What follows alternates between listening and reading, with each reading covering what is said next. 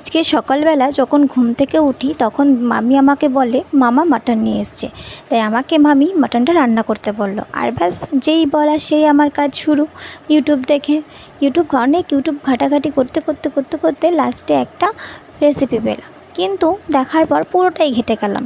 তারপর ভাবলাম যে না, এটা দিয়ে আমার আর হবে না, আমাকে আমার নিজের মতো করে রান্না করতে হবে। ব্যাস, আমিও শুরু হয়ে গেলাম আমি আমার নিজের মতো রান্না করার জন্য।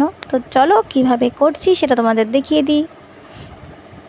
এই হচ্ছে আমার মাটন রান্না করার সমস্ত জিনিসপত্র। তো চলো মাটনটা রান্না করা যাক।